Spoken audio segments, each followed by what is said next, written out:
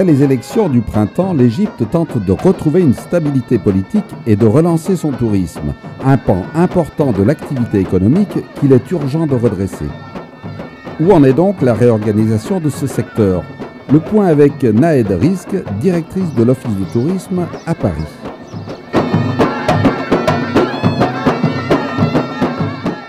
Vraiment, la vie continue très normalement, les projets continuent et il y a beaucoup plus de projets touristiques qui vont voir le jour. Chaque nouveau gouvernorat aura un accès au tourisme, soit un tourisme rural, soit un tourisme fluvial, la pêche, l'agriculture prend une grande partie de ces nouveaux projets et aussi le tourisme culturel avec vraiment beaucoup d'accès sur la qualité des services et l'élargissement des pôles d'intérêt.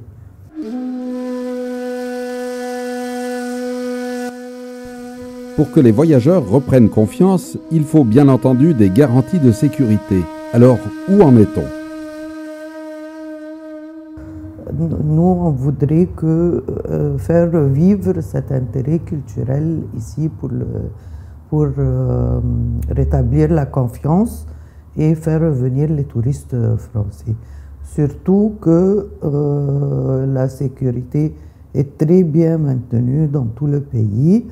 On a invité pas mal de gens cet hiver, enfin l'hiver passé plutôt, et tout le monde a constaté que tout est serein, les visites se déroulent dans les meilleures conditions, les hôtels sont tous ouverts, le peuple est toujours plus accueillant même qu'avant, dont il était, et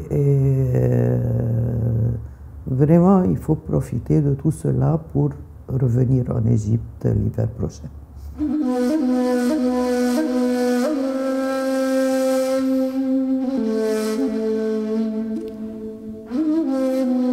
À partir du mois d'octobre prochain, on va remettre le vol direct sur Luxor, qui est un des plus grands sites touristiques du monde. Et j'espère que les gens profiteront pour aller à Luxor, soit rester dans un hôtel, soit faire une croisière sur le Nil à bord d'un grand ou d'un petit bateau.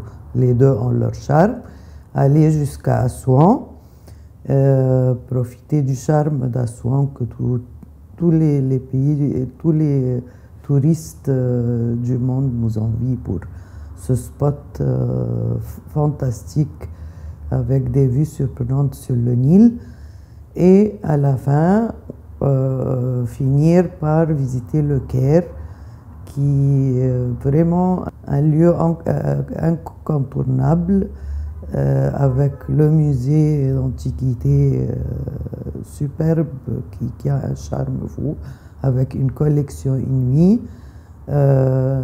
et bien sûr les pyramides qui sont uniques dans le monde et si on a plus de temps, il y a beaucoup plus de choses d'antiquité chrétienne et islamique à découvrir. Et tout cela dans un seul spot, c'est jamais vu dans le monde. Si l'aspect culturel est sans conteste la grande motivation d'un voyage en Égypte, les activités sportives sont aussi très prisées, comme la plongée ou le golf. La plongée, bien sûr, on a des spots qui sont uniques dans le monde et que nos amis plongeurs n'ont jamais abandonné, même avec la crise qu'on a vécue les 3 dernières années.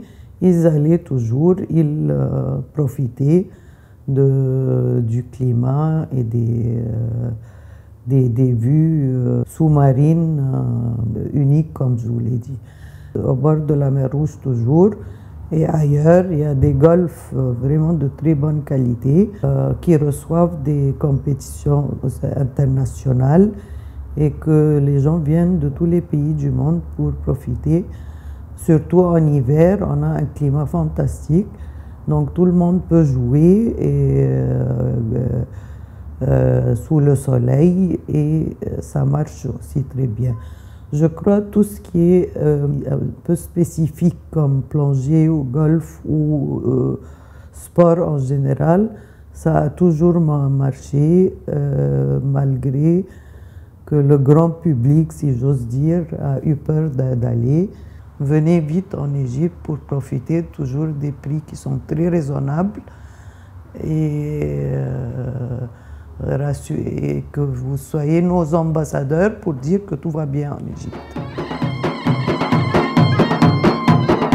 Si vous projetez un voyage en Égypte, n'hésitez pas à prendre conseil auprès d'une agence de voyage ou adressez-vous également à l'Office de tourisme à Paris.